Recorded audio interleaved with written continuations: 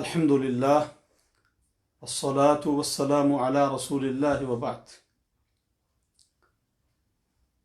قیامت کی علامات صغریٰ کا یہ 9واں حلقہ ہے، 9ویں قسط ہے۔ آج کے اس حلقے میں ہم اس فتنے کے بارے میں بحث کریں گے، غور و فکر کریں گے جس کی طرف اللہ کے رسول صلی اللہ علیہ وسلم نے اشارہ فرمایا۔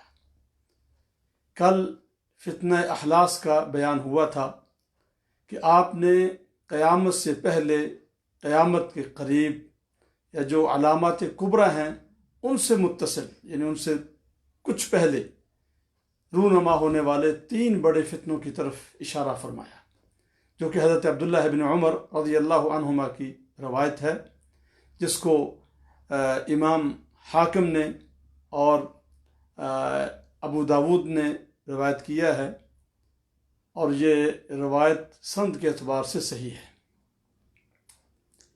اس میں اللہ کے رسول علیہ السلام نے جن 3 بڑے فتنوں کی طرف اشارہ فرمایا، اور فتنہ اخلاص کا ذکر ہو چکا ہے کہ اس سے مراد استعمار ہے، یہود و نصارہ کا مسلمانوں کے تمام ممالک پر قبضہ کر لینا، جس کے اثرات آج تک باقی ہیں۔ اور اس کا دوسرا حصہ، دوسرا فتنہ کون سا ہے؟ آپ نے ارشاد فرمایا ثم فتنۃ السراء، کہ فتنہ اخلاص کے بعد جو دوسرا فتنہ پیدا ہوگا یہ فتنہ السراء ہے۔ اس کے بارے میں آپ نے فرمایا دخنوها من تحت قدمی رجل من اہل بیتی، کہ اس فتنے کا ظہور ایسے شخص کے قدموں کے نیچے سے ہوگا جو میرے اہل بیت سے ہوگا۔ یزعم انہ منی ولیس منی، وہ یہ دعویٰ کرے گا کہ وہ مجھ سے ہے لیکن وہ مجھ سے نہیں ہوگا۔ کیوں؟ انما اولیائی المتقون، بے شک میرے دوست اور میرے قریبی، مجھ سے تعلق رکھنے والے تو وہ ہیں جو متقی اور پرہیزگار ہیں۔ پھر آپ نے فرمایا ثم یصطلح الناس علی رجل، پھر لوگ کسی شخص پر صلح کر لیں گے، اتفاق کر لیں گے، لیکن ان کی یہ صلح اور ان کا یہ اتفاق کیسا ہوگا؟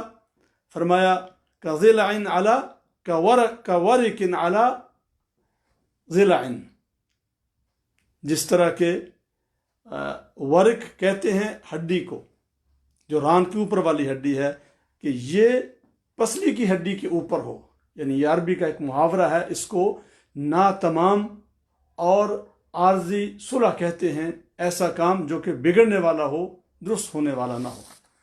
اب اس کے بارے میں ہم غور و فکر کرتے ہیں کہ سرا سے مراد کیا ہے۔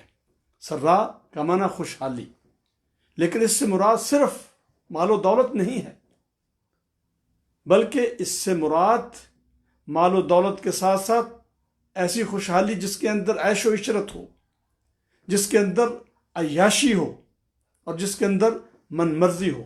اس سے مراد ایسی دولت اور ایسی ثروت ہے، کیونکہ دولت تو پہلے بھی تھی، مسلمانوں کے عروج کے زمانے میں اتنی دولت تھی، جس طرح کہ مورخین نے لکھا ہے حضرت عمر بن عبدالعزیز رحمہ اللہ کے زمانے میں اتنی دولت تھی کہ لوگ سونا اور چاندی اپنے گھر سے لے کر نکلتے تھے کہ کوئی زکوٰۃ اور صدقات قبول کرنے والا مل جائے، لیکن کوئی بھی نہیں ملتا تھا۔ لیکن اس میں خیر ہی خیر تھی، وہ فتنہ نہیں ہے۔ وہ دولت و ثروت اور وہ خوشحالی اور وہ عیاشی کی زندگی جو مسلمانوں کے لیے فتنہ بن جائے، آپ نے اس کی طرف اشارہ فرمایا۔ اور یہ فتنہ کب شروع ہوا ہے؟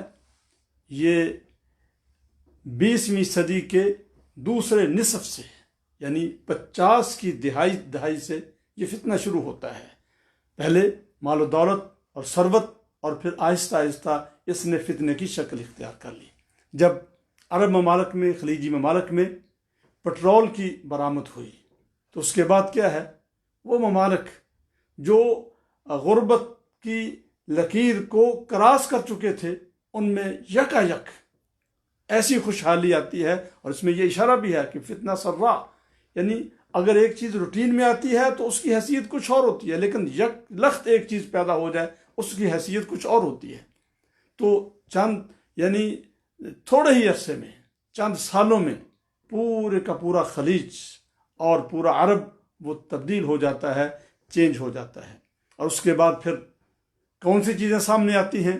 بڑی بڑی گاڑیاں، اور گاڑیوں کے نئے نئے ماڈل، اور پھر اس کے بعد بڑے بڑے برج، مارکیٹیں، بڑے بڑے پلازے اور بلڈنگیں، اور پھر لباس۔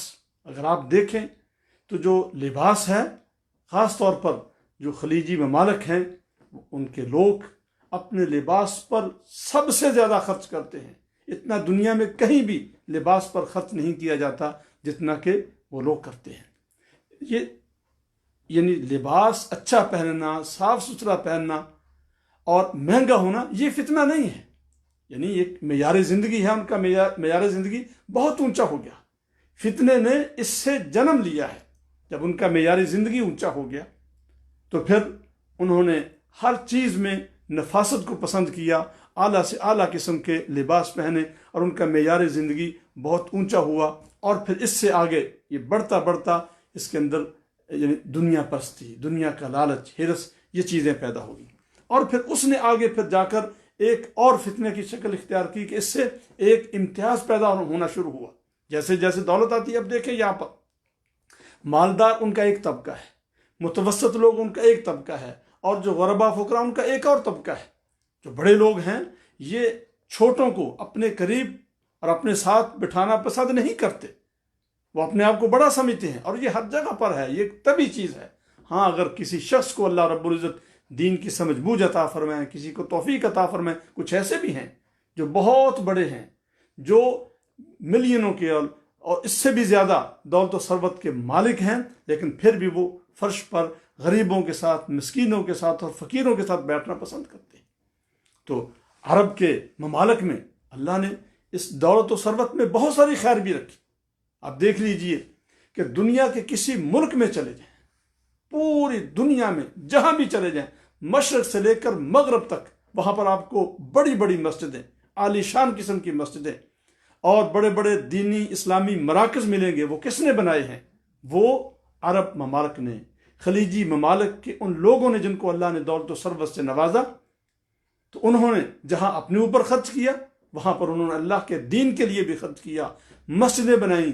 یہ فیصل مسجد اور اس کے علاوہ یعنی ہزاروں مسجدیں، بلکہ لاکھوں کی تعداد میں مسجدیں تعمیر کی۔ اس کے اندر خیر بھی تھی، بہت زیادہ خیر تھی، لیکن جو دولت و ثروت ہے، ظاہر بات ہے وہ فتنوں کو اپنے ساتھ لے کر آتی ہے۔ اب دیکھ لیجئے ہمارے ملک میں اس سے بات خوشحالی آتی ہے یا ایک طبقے میں آتی ہے، وہاں پر تو جتنے لوگ ہیں نیچے سے لے کر اوپر تک ان سب میں خوشحالی آئی کہ وہاں پر اگر عرب ممالک میں کوئی 5ویں سکیل کا آدمی ہے تو ہمارے ملک کے 22ویں سکیل کے افسر سے اس کا رہن سہن اور معیار زندگی کہیں بلند ہے۔ وہاں جتنے بھی لوگ تھے سارے کے سارے دولت و ثروت سے مستفید ہوتے ہیں، لیکن ہمارے ہاں جن لوگوں کے پاس دولت و ثروت ہے ان کی زمین پر پاؤں نہیں لگتے، وہ کسی کو انسان نہیں سمجھتے۔ جو بڑی گاڑیوں میں سوار ہو کر چلتے ہیں، ان کی گاڑی کے سامنے کو آ جائے وہ بریک نہیں لگاتے، بے شک آدمی مر جائے۔ یعنی تکبر، فخر، غرور، یہ چیزیں جو ہیں یہ دولت اپنے ساتھ لے کر آتی ہے۔ تو پھر کچھ قباحتیں بھی اس کے ساتھ ہیں، اچھائی کے ساتھ ساتھ۔ اور وہ کون سی چیز ہے جو پھر ایک فتنہ بن کر رونما ہوئی؟ اب دیکھ لیجئے 50 کی دہائی میں تیل نکلا، 60 کی دہائی، پھر 70 کی دہائی، 80 کی دہائی میں جب یہ دولت و ثروت اپنے عروج پر پہنچتی تھی، اپنے عروج پر، اس وقت ایک فتنہ رونما ہوتا ہے جس کی طرف اللہ کے محبوب پیغمبر علیہ السلام نے اشارہ فرمایا، دخنوها من تحت قدمی رجل من اہل بیتی، کہ میرے اہل بیت میں سے جو دعویٰ کرے گا کہ میری آل میں سے ہے لیکن اس کا مجھ سے تعلق نہیں ہے، اس کے پاؤں کے نیچے سے فتنہ پیدا ہوگا، اس کا ظہور ہوگا۔ یعنی دو چیزیں ہیں، ایک کا سرا خوشحالی اور ایک کا سرا کے اندر فتنے کا واقع ہونا۔ خوشحالی وہ تو 50 کی دہائی سے شروع ہوگی، لیکن اس نے کب بڑے فتنے کی شکل اختیار کی کہ جس نے پوری دنیا کو اپنی لپیٹ میں لے لیا، اور وہ شخص جس سے اس کا ظہور ہوا وہ دعویٰ کرتا تھا کہ میں اللہ کے رسول علیہ السلام کی آل میں سے ہوں۔ اب اس کی مختلف توجیحات ہو سکتی ہیں، لیکن علماء نے تجزیہ نگاروں نے جو توجہ کی ہے وہ یہ کہ اس سے مراد صدام ہے، جس نے 80 کی دہائی کے آخر میں 1990 میں کویت پر حملہ کیا اور ایک رات میں اس نے پورے کویت پر قبضہ کر لیا۔ اس کا سبب کیا تھا؟ اس کا سبب بھی یہی دولت تھی، یعنی یہ دولت جو ہے یہ فتنہ بن جاتی ہے، یہ سرا اور خوشحالی اس نے ایک فتنے کی شکل اختیار کر لی کہ جو ملک آپس میں مل کر پہلے، یعنی صدام نے تقریباً 10 سال تک ایران کے خلاف جنگ کی، اس وقت سارے ممالک اس کے ساتھ تھے، لیکن جب وہ مقروض ہوا اور اس نے مطالبہ کیا کہ میرا بھی حق ہے تیل کے کنووں میں اور مجھے بھی اس سے حصہ ملنا چاہیے، لیکن آپس میں پھر ایگریمنٹ نہ ہو چکا، اس لیے کہ اللہ کے محبوب پیغمبر علیہ السلام کی جو احادیث ہیں یہ علماء تو پڑھتے ہیں لیکن حکمران نہیں پڑھتے، وہ نہیں پڑھتے۔ آج بھی اگر حکمران ان احادیث کو سامنے رکھ کر اس فتنے کا تدارک کرنے کی کوشش کریں تو بہت حد تک وہ آنے والے فتنوں سے بچ سکتے ہیں، لیکن ایک وقت آئے گا اگر یہ ان فتنوں کا تدارک نہیں کرتے، ان کے بارے میں غور و فکر کر کے بچنے کی کوشش نہیں کرتے، کوئی حکومت نہیں رہے گی، کوئی جرنیل نہیں رہے گا، کوئی وزیر اعظم نہیں رہے گا۔ وہ وقت آنے والا ہے جب فتنے اپنے عروج کو پہنچ جائیں گے، دنیا کی ساری حکومتیں ٹوٹ جائیں گی اور پھر دنیا کسی پر بھی راضی نہیں ہوگی ما سوا امام مہدی کے، پھر یہ سب کی حیثیت ختم ہو جائے گی اور پوری دنیا جانتی ہے، مسلمانوں کا ایک ایک بچہ جانتا ہے کہ امام مہدی وہ آئیں گے اور ان فتنوں کے بعد ان کا ظہور ہوگا۔ لہذا اگر آج مسلمان چاہتے ہیں کہ اپنے آپ کو ان فتنوں کے نقصانات سے بچائیں تو ان احادیث میں ان کو غور کرنا ہوگا، جس میں اس سے پہلے انہوں نے غور نہیں کیا۔ لڑائی ہوتی ہے کویت میں اور عراق میں، تو صدام حسین نے پورے کویت پر قبضہ کر لیا۔ سبب کیا تھا؟ یہی کنویں، تیل کے کنویں، تیل کے چشمے، دولت و ثروت، یہی سبب بنی اس جھگڑے اور لڑائی کا، جس کو عظمت الخلیج کہا جاتا ہے۔ خلیجی جنگ بہت بڑی جنگ تھی جس نے پوری دنیا کے مسلمانوں کو 2 بلاکوں میں تقسیم کر دیا اور آج تک اس کے اثرات موجود ہیں، حسد، بغض، مخالفت۔ اور اس کے بعد دیکھ لیجئے عراق کے ساتھ کیا ہوا، شام میں کیا ہوا، اور پھر اس کے اثرات افغانستان پر پڑے، پاکستان پر پڑے، پھر یمن کے ساتھ کیا ہو رہا ہے۔ پوری دنیا، عالم اسلام 2 بلاکوں میں تقسیم ہو جاتا ہے۔ تو آپ نے فرمایا دخنها من تحت قدم رجل من اہل بیتی، صدام حسین نے اس وقت یہ دعویٰ کیا تھا لوگوں کی ہمدردی لینے کے لیے، لوگوں کو اپنے ساتھ ملانے کے لیے کہ میں کون ہوں، میں آل بیت میں سے ہوں، میں نبی اکرم علیہ السلام کی آل میں سے ہوں۔ اور پاکستان میں کتنے جلوس نکلتے تھے اس کی حق میں۔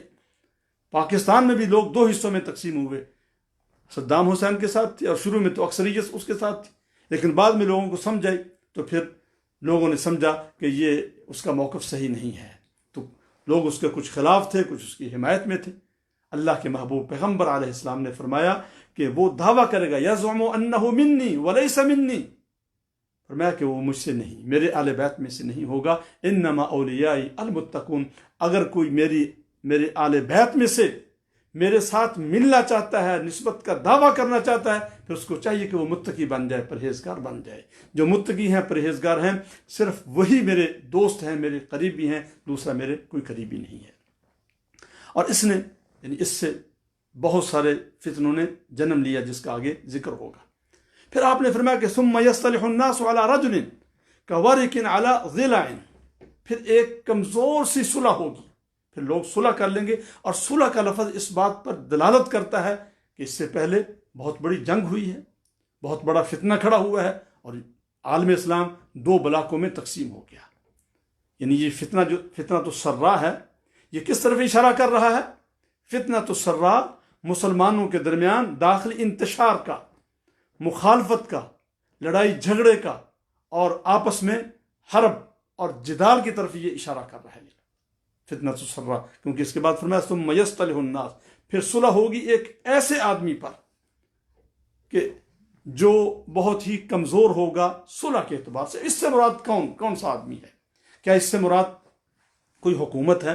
کیونکہ اس کے بعد ظاہر بات ہے صلح تو ہوئی ہے، آپس میں حالات ٹھیک ہوئے ہیں، لیکن یہ صلح جو ہے اس حدیث کی روشنی میں، کیونکہ ایک محاورہ ہے کا وارق علی ضلع، یعنی کمزور صلح جو ٹوٹ جائے بعد میں باقی نہ رہ سکے، تو اس سے مراد کون سی صلح ہے؟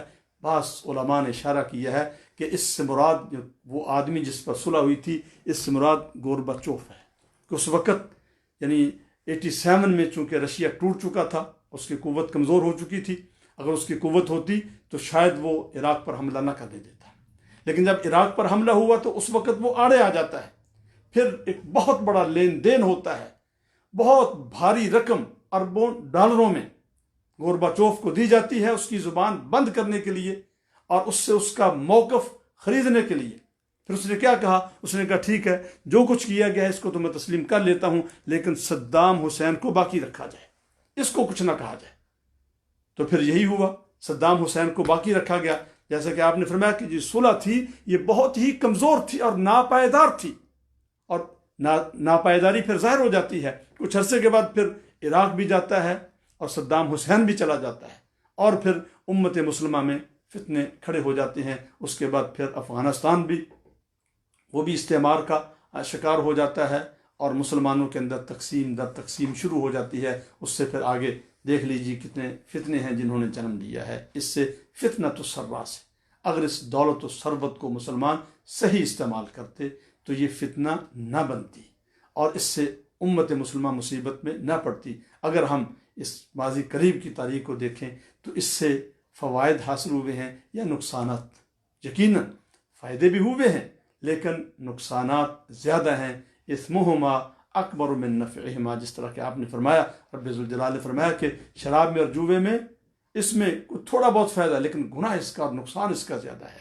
تو یہ جو دولت تھی، ثروت تھی، جہاں اس سے بڑے بڑے مراکز تعمیر ہوئے، مساجد تعمیر ہوئیں اور قومیں ملک ڈیولپ ہوئے، وہاں پر اس کی بنا پر امت مسلمہ کو جو نقصان پہنچا ہے وہ اس سے کہیں زیادہ ہے کہ امت مسلمہ 2 بلاکوں میں تقسیم ہو گئی، بلکہ تقسیم در تقسیم ہوتی چلی گئی، تاکہ اس کے بعد جب مراحم شروع ہوں گے تو امت مسلمہ ان کے سامنے جو دشمن ہیں ان کے سامنے کھڑی نہ ہو سکے۔ جب یہ صورتحال پیدا ہوگی تو پھر کیا ہے؟ اس کے بعد پھر اللہ رب العزت فیصلہ فرمائیں گے۔ اللہ تعالیٰ کی قدرت کے مظاہر اس وقت سامنے آئیں گے جب ساری دنیا کے مسلمان ہاتھ کھڑا کر دیں گے، پھر اللہ تعالیٰ دکھائے گا کہ میں کس طرح حالات کو تبدیل کرتا ہوں۔ اس کے بعد پھر اس سے جس فتنے نے جنم لیا ہے، جس وقت موجود ہے، وہ آخری بڑا فتنہ ہے قیامت کی علامات صغریٰ کا، اور وہ کون سا ہے؟ وہ ہے فتنۃ الدہیمہ، تاریکیوں والا، اندھیروں والا ایسا فتنہ کہ جس میں کسی کو کوئی سمجھ نہ آئے کہ کیا ہو رہا ہے اور اس کو کیا کرنا چاہیے۔ یہ فتنہ الدہیمہ سے مراد کیا ہے اور کیسے کیسے اس نے اپنے اثرات کو ابھی شروع کیا ہے اور اس کا اینڈ اور اس کا خاتمہ کہاں پر جا کر ہوگا، انشاءاللہ العزیز کل کی قسط میں ہم اس کے بارے میں گفتگو کریں گے اور بحث کریں گے۔ اللہ رب العزت ہم سب کو دنیا کے جتنے بھی فتنے ہیں، تمام تر چھوٹے اور بڑے فتنوں سے محفوظ فرمائے، اس امت کی اللہ تعالیٰ حفاظت فرمائے۔ وآخر دعوانا ان الحمد للہ رب العالمین۔